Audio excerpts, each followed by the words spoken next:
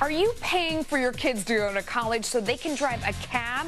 Is it a sign of the times that people pay hundreds of thousands of dollars for a degree that doesn't help them get a job? We've got a college-educated cabbie here to tell, because even when they say it's not, it's always about money.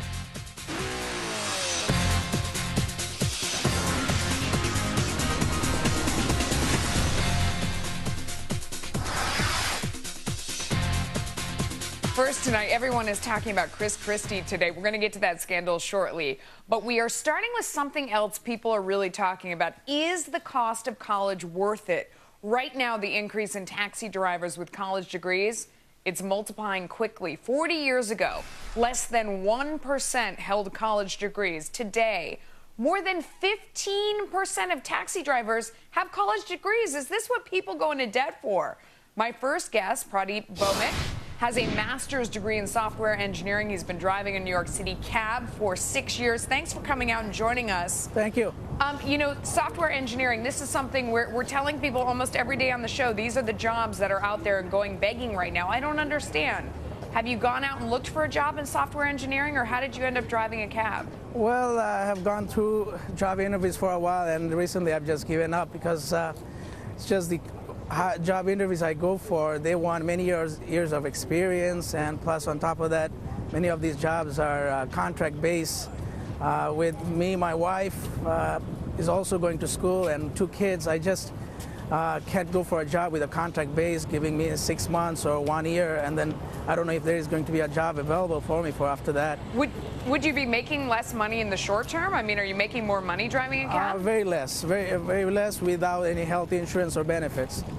Do you have health insurance and benefits driving a cab? Right now, yes, I have to pay some for it, yes.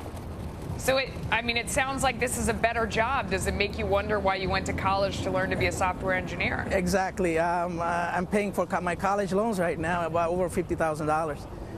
I guess some people watching the show might say that you have to take that first job where you make less money and there's some uncertainty in order to build up to where you would have a job in software engineering where you would make more money than you are right now as a cab driver. Have people made that argument to you? They have, but with lots of responsibilities as a family and cab business being a flexible job comparing to a regular job that I went to college for.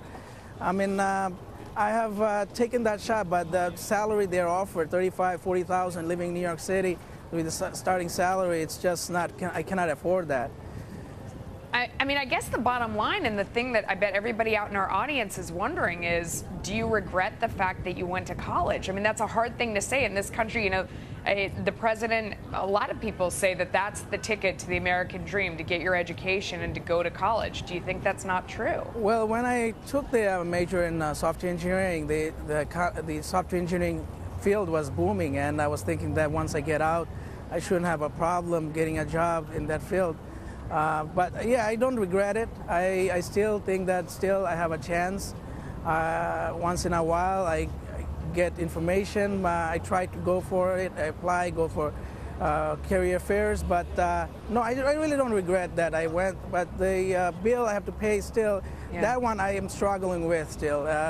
It's over $50,000, about $700 a month I have to pay right now. I mean, on the show yesterday, we did a whole feature about the places where there are jobs, and most of them were software engineering and other computer jobs, but it was in places like Austin, Texas, and Provo, Utah.